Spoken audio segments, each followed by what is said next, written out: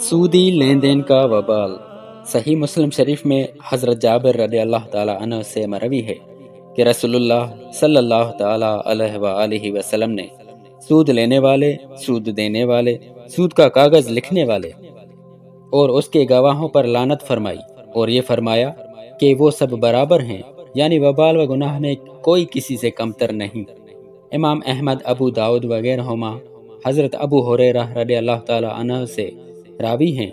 کہ حضور اقدس صلی اللہ تعالی علیہ وآلہ وسلم نے فرمایا،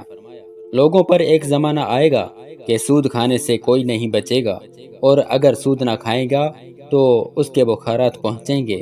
اور کسی نہ کسی طور پر اس میں ملوث ہو کر رہے گا، یعنی سود دے گا یا اس کی گواہی کرے گا یا دستاویز لکھے گا یا سودی روپیہ کسی کو دلوانے کی کوشش کرے گا یا سود خوار کے یہاں دعوت کھائے گا یا اس کا ہدیہ قبول کرے گا۔ حدیث شریف سے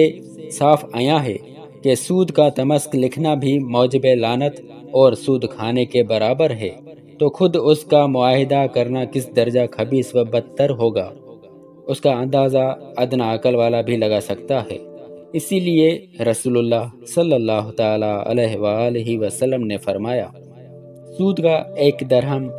جس کو جان کر کوئی کھائے وہ 36 مرتبہ زنا سے بھی سخت ہے۔ اور دوسری حدیث میں ہے کہ سود کا گناہ 70 حصہ ہے، ان میں سب سے کم درجہ یہ ہے کہ کوئی شخص اپنی ماں سے زنا کرے،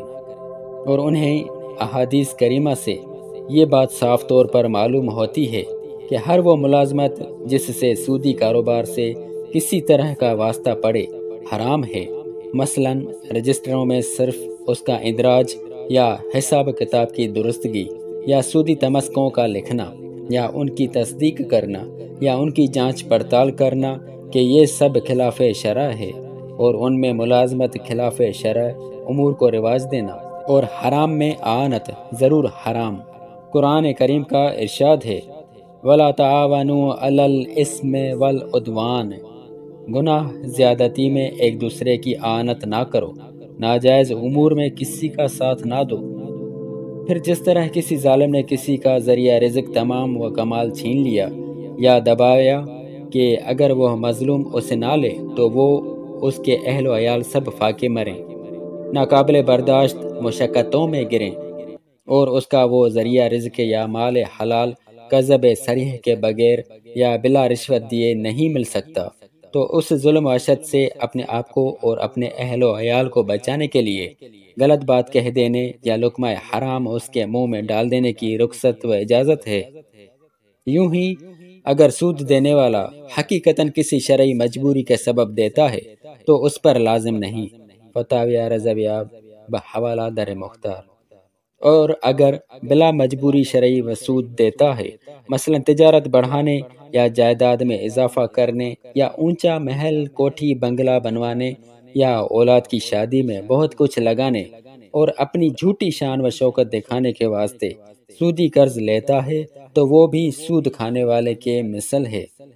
رہا وہ رشوت و سود لینے والا تو بہرحال ہے ہی سخت مجرم و گنہگار اور عذاب آخرت کا سزاوار۔